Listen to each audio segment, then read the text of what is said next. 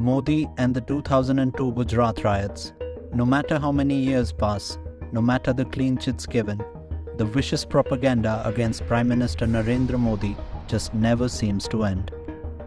Beating the dead horse on this occasion has been the BBC, which recently released a heavily lopsided, false propaganda documentary on the Gujarat riots.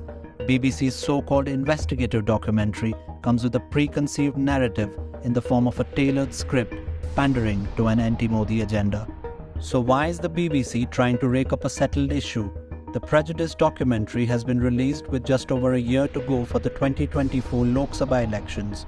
Incidentally, it also comes at a time when India has overtaken its former colonizer Britain to become the fifth largest economy in the world. The fact that today India is politically stable and economically prospering under the strong leadership of PM Modi, who has catapulted India to the status of a global power, is unsettling for the West. As MEA spokesperson Arindam Bagchi rightly said, the bias and the lack of objectivity and frankly continuing colonial mindset are belatedly visible. Nevertheless, if the BBC's objective was to belittle India, they could have at least done a better job instead of producing a shoddy documentary. Several Indian courts, including the Supreme Court, have time and again ruled that the Gujarat riots were brought under control swiftly, and there is no evidence to suggest that the state government had asked the police not to take action against the rioters. However, to further its propaganda, the BBC documentary shows the former UK Foreign Secretary Jack Straw referring to some internal UK report about the role of the then Gujarat Chief Minister Narendra Modi in the riots. R.B. Srikumar, who's currently an Aam Aadmi Party member, is no stranger to fabricating stories and slapping false cases. This is the same person who had accused ISRO scientist Nambi Narayanan of selling sensitive information to Pakistan. Srikumar, along with the controversial cop Sanjeev Bhatt, had fabricated stories to besmirch Narendra Modi.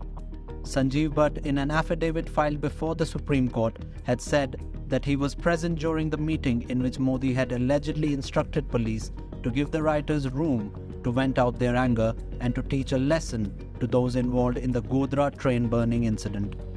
However, the Supreme Court constituted SIT later found that Sanjeev Bhatt had throughout been lying through his teeth and that he had never attended the meeting called by the then Gujarat CM.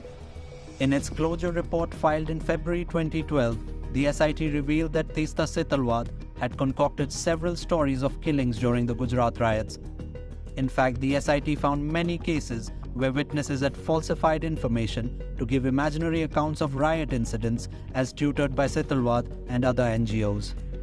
Based on the SIT report, the Supreme Court eventually gave a clean chit to PM Modi and put an end to the baseless accusations, but the verdict was challenged by Teesta Setalwad and her coterie. However, the Supreme Court on 24 June 2022 upheld the clean chit given to PM Modi and dismissed the petition while coming down hard on Teesta Setalwad, observing that she had exploited the emotions of petitioner Zakia Jafri for her ulterior motives. By not presenting the views of the courts, the investigative agencies, and the fact that PM Modi was exonerated by the highest court of India, the BBC has violated all norms of editorial integrity. On the other hand, the BBC in its documentary tries to whitewash the role of Islamists by disputing and downplaying their role in the Godhra train burning incident that charred 59 people to death. The truth of the matter is that BBC's documentary is a brazen attempt to create an atmosphere of communal unrest in India by contradicting verified facts. Whatever their agenda is, Indians do not need the erstwhile butchers of nations to lecture them on human rights, and their tirade against Prime Minister Narendra Modi, the leader of a peaceful, pluralistic, politically stable, and the fastest growing economic power of the world, must come to an end.